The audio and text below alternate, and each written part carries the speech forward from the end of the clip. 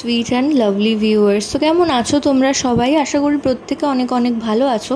আজকে আবারও চলে এসেছি নতুন আরেকটি ইনফরমেটিভ ভিডিও নিয়ে।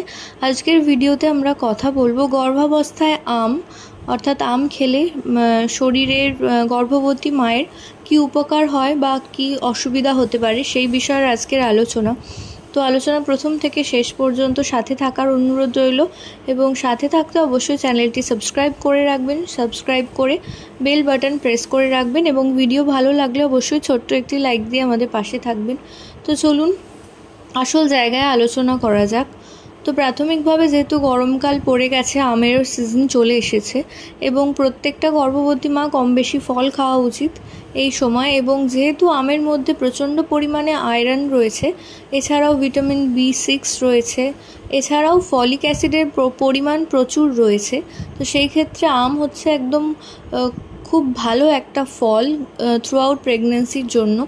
তো আম তো সবসময় পাওয়া যায় না, শীতকালে তো পাওয়া যায় না। তো এই গরমকালে যে সমস্ত গর্ভবতী মা তার সন্তানকে জন্ম দিতে চলেছেন, অবশ্যই তার খাদ্য তালিকায় প্রত্যেক দিন একটা করে আম রাখুন অবশ্যই। এতে করে আপনার ফলিক অ্যাসিডের এই সময় প্রচণ্ড পরিমাণের প্রয়োজন হয়, আয়রনেরও প্রয়োজন হয়, এছাড়া ক্যালসিয়ামের তো প্রয়োজন হয়। সেই সমস্ত তো প্রত্যেকটা মাই জানেন যে এই সময় ক্যালসিয়াম, ফলিক অ্যাসিড এবং আয়রনের কতটা প্রয়োজন হয়।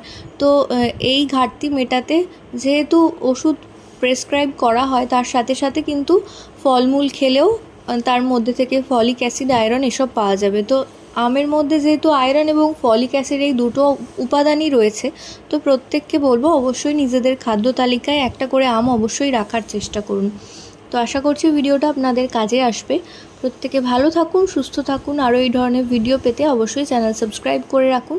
তো প্রত্যেককে নমস্কার জানিয়ে ভিডিও এখানেই শেষ করছি। নমস্কার।